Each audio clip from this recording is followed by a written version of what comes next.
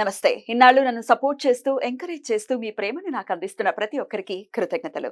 అలాగే ఈ వీడియో కూడా ఖచ్చితంగా మీకు ఉపయోగపడుతుంది. లైక్, షేర్ అండ్ సబ్స్క్రైబ్ చేసి మీ సపోర్ట్‌ని నాకు అందించండి. అలాగే ఈ వీడియో పట్ల మీకున్న అభిప్రాయాన్ని కామెంట్ సెక్షన్‌లో కామెంట్ చేసి తెలియజేయండి. ఇప్పుడు వీడియోని చూద్దాం. నమస్తే. Welcome to our channel. నేను పద్మిని. ముందుగా ప్రేక్షకులకి శ్రీ క్రోధినామ సంవత్సర ఉగాది శుభాకాంక్షలు. ఉగాది అంటే ఖచ్చితంగా మనం మన రాశి ఎలా ఉంది అనేది ఖచ్చితంగా తెలుసుకునేటటువంటి ప్రయత్నం చేస్తాము. ఈ ఉగాది నుంచి వచ్చే ఉగాది వరకు ఎలా ఉంది అసలు గ్రహ సంచారము, ఎలాంటి గ్రహాలు ఎలాంటి ఫలితాలను ఇవ్వబోతున్నాయి అనేది మనకు తెలియజేయడానికి మనతో పాటు సిద్ధంగా ఉన్నారు వేదిక్ ఆస్ట్రాలజర్ అవినాష్ దాస్ గారు. మాట్లాడదాం. అవినాష్ గారు నమస్తే అండి. నమస్తే. ఓం నమ శివాయ. ఓం నమో వెంకటేశాయ. ప్రేక్షకులందరికీ ఉగాది శుభాకాంక్షలు. థ్యాంక్ యూ అండి. మీకు కూడా ఉగాది శుభాకాంక్షలు. సో క్రోధినామ సంవత్సరం మొదలవుతోంది కాబట్టి అసలు గ్రహ సంచారం ఎలా ఉందో ఒకసారి తెలియచేయండి. ఏ గ్రహం చేత ఈ సంవత్సరం మొత్తం కూడా మనము పాలించబడుతున్నాము, ఇవన్నీ ఈ డీటెయిల్స్ అన్ని ఒక్కసారి.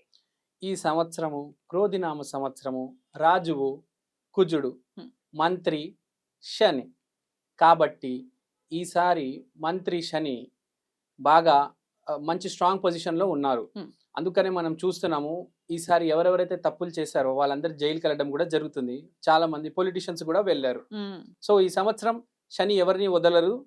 చాలా మంది శిక్షలు పడతాయి. జైలు శిక్ష అని కాదు, రకరకాల శిక్షలు పడతాయి వాళ్ళ తప్పుల్ని బట్టి, వాళ్ళ తప్పుల్ని బట్టి. అలానే ఎవరైతే మంచి చేశారో వాళ్ళందరికీ శుభం జరుగుతుంది తప్పనిసరిగా. శని ఈసారి డెలివరీ చేయబోతున్నాడు. 30 years తర్వాత శని మంచి స్ట్రాంగ్ పొజిషన్ లో ఉన్నారు.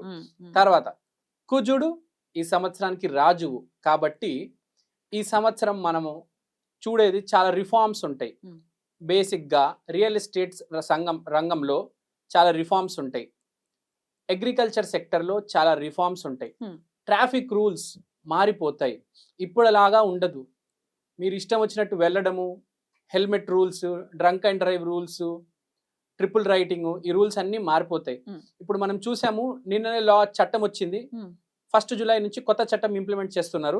పోలీస్ వాళ్ళు చేయడానికి వీలు లేదు. వేస్తే కొత్త కేసులు పోలీసులు నార్మల్ సిటిజన్ మీద చేయడానికి 3rd degree యూజ్ చేయడానికి వీలు లేదు. యూజ్ చేస్తే దానికి స్పెషల్ చట్టాలు ఉన్నాయి. కొత్త రూల్స్ అన్ని, కుజుడికి సంబంధించిన రూల్స్ అన్ని. పోలీస్ రంగం మంచిగా నీట్ గా తయారవుతుంది. క్లీన్. మోదీ గారు ఈ రూల్స్ అన్ని తీసుకురాబోతున్నారు. మనం రియల్ ఎస్టేట్ కూడా చూసుకుంటే ఫ్లాట్ బుక్ అయిన తర్వాత, అడ్వాన్స్ ఇచ్చిన తర్వాత చేతికి ఫ్లాట్ అందడం లేదు. చాలా మందికి ఇంత కదా చూసాం. ఇప్పుడు అలా కాదు. ఇప్పుడు అందరికి చేతికి అందేలా మోడీ గారు ల్యాండ్ రెగ్యులేషన్, ఫ్లాట్ రెగ్యులేషన్ అన్ని మారుస్తున్నారు. కుజుడు కాబట్టి మోడీ గారు చేత చేయిస్తున్నారు. పోలీస్ డిపార్ట్మెంట్ కావచ్చు, రియల్ ఎస్టేట్ కావచ్చు, అగ్రికల్చర్ కూడా ఎంఎస్పి రేటు మనం చూసాము. ఫార్మర్స్ ఎంత గొడవ చేశారు. ఈ అన్నిటికీ solution MSP rate government decide చేస్తుంది. ఫార్మర్స్ బాగుండాలి, మనం బాగుండాలి, ఈ దళార వ్యవస్థ అనేది తగ్గిపోవాలి. సో అన్ని మనం చూస్తే ఈ అగ్రికల్చరు చాలా రేట్లు మారుతాయి. పప్పు దినుసులు, కూరగాయలు మొత్తం ప్రతి రేటు మారిపోతుంది. ఇప్పుడు మెల్లిగా స్టార్ట్ అవుతుంది. 27, 28 కల్లా కొద్దిగా ఈ ఫుడ్ ప్రైజెస్ అనేది పెరగడం జరుగుతుంది. ఈ సంవత్సరం మెల్లిగా మొదలవుతుంది.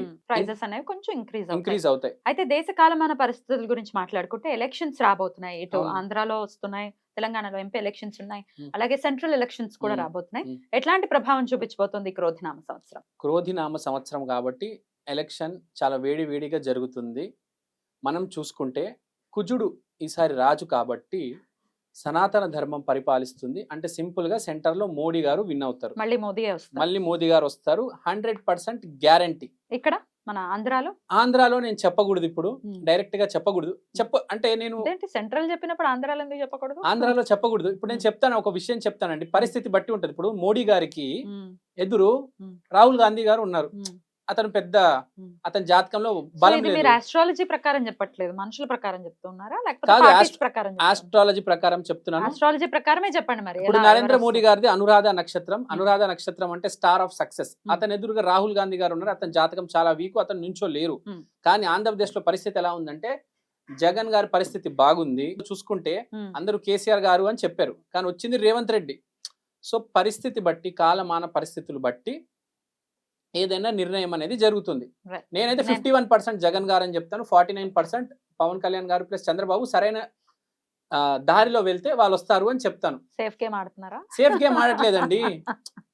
రైట్. ఎనీవేస్ రాజకీయాల గురించి మాట్లాడుకున్నాం. ల్యాండ్స్ అయితే ఖచ్చితంగా రెగ్యులేషన్స్ జరుగుతూ ఉంటాయి. అటు అగ్రికల్చర్ కావచ్చు, లేకపోతే ఇటు రియల్ ఎస్టేట్ కావచ్చు అని చెప్పి ఉన్నారు. ఇక ఇప్పుడు రాశి వైస్ గురించి ఒక్కసారి మనం మాట్లాడుకుంటే అవును. కామన్ ఆడియన్స్‌కి డెఫినిట్‌గా వాళ్ళ రాశులు ఎలా ఉన్నాయి అనేది ఖచ్చితంగా తెలుసుకోవాలని అనుకుంటారు. కాబట్టి ఇప్పుడు రాశి వైస్ మాట్లాడుకుందాము. మరి మొదలు పెడదామా? మొదలెడదాం. మరి తులా రాశి వారికి ఎలా ఉండబోతోందండి క్రోధినామ సంవత్సరం? తులారాశి వారికి ఈ క్రోధినామ సంవత్సరం ఎలా ఉండబోతుందో చెప్తానండి. ఇప్పుడు మనం చూసుకుంటే తులారాశి వాళ్ళకి బేసిక్‌గా సూర్యుడు తులలో అస్తమిస్తాడు. నీచపడతారు. నీచబడతాడు. కాబట్టి ఈ సంవత్సరము మనం చూసుకుంటే ఇప్పుడు సూర్యుడు మీకు స్ట్రాంగ్ ఉన్నప్పుడు వేరే పరిస్థితి. ఇప్పుడు ఈ సంవత్సరం పరిస్థితి వేరు. ఈ సంవత్సరం సన్ కొద్దిగా వీక్ ఉన్నారు కాబట్టి వీళ్ళు తులారాశి వాళ్ళు ఈసారి గోవులకి గోధుమ పెట్టాలి. నేను బ్యాడ్ అని చెప్పట్లేదు. జస్ట్ ఇది ఒక చిన్న రెమెడీ అని చెప్తున్నాను. చేసుకోండి, చాలా మంచిది. ఎన్ని సార్లు చేసుకోవాలి ఈ సంవత్సరం పొడవునా? మీరు ఏం లేదండి, ఒక సండే రోజు చేయండి. ఉగాది స్టార్ట్ అయిన తర్వాత ఒక సండే రోజు చేయండి. మీ జన్మ జాతకంలో సూర్యుడు ఎలా ఉన్నారో అది వేరు. నేను జస్ట్ జనరల్ గా చెప్తున్నాను. ఒకవేళ మీ జాతకంలో సూర్యుడు బాగాలేకపోతే ఈసారి మీరు ఉగాది స్టార్ట్ అయిన తర్వాత గోవులకి గోధుమ పెట్టండి అని చెప్తున్నాను. మీకు సూర్యుడు స్ట్రాంగ్ ఉంటే పర్లేదు. ఇప్పుడు బేసిక్ చూసుకుంటే పొలిటిషియన్స్ కొంచెం ప్రాబ్లం ఉంది.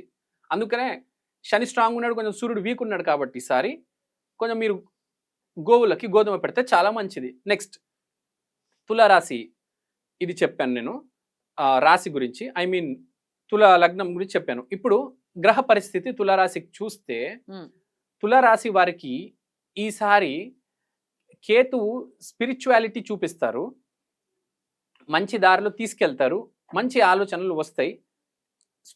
స్పిరిచువల్ అనేది మోక్షము, స్పిరిచువాలిటీ, ఎంత పని చేస్తాను నేను, ఎంత పని చేయాలి అనేది ఆ థాట్ వస్తుంది. ఎందుకంటే ఈసారి గురువు శని దృష్టి ఫ్యామిలీ మ్యాటర్స్లో పడడం వల్ల ఈసారి ఇతను మొత్తం ఫ్యామిలీకే డెడికేట్ అయిపోతారు.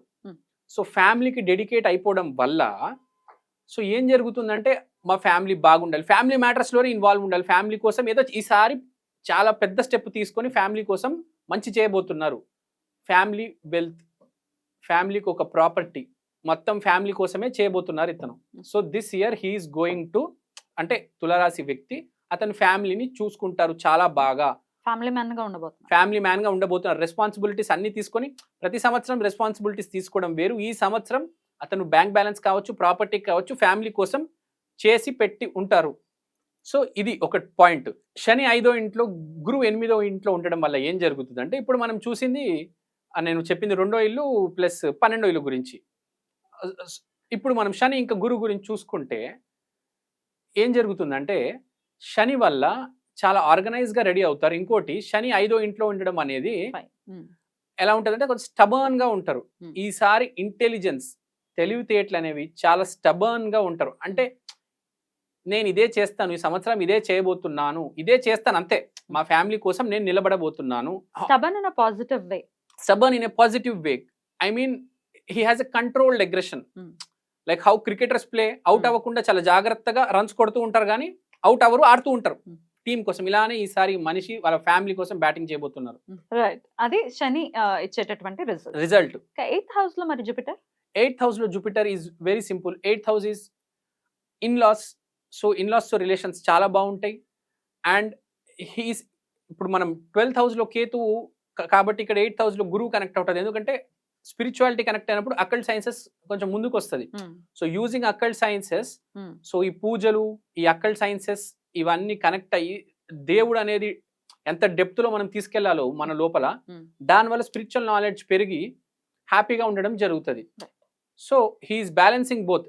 He's taking care of himself, balancing him in the spiritual way, and family కోసం ముందుకెళ్తున్నారు, ఫ్యామిలీ కోసం కష్టపడతారు.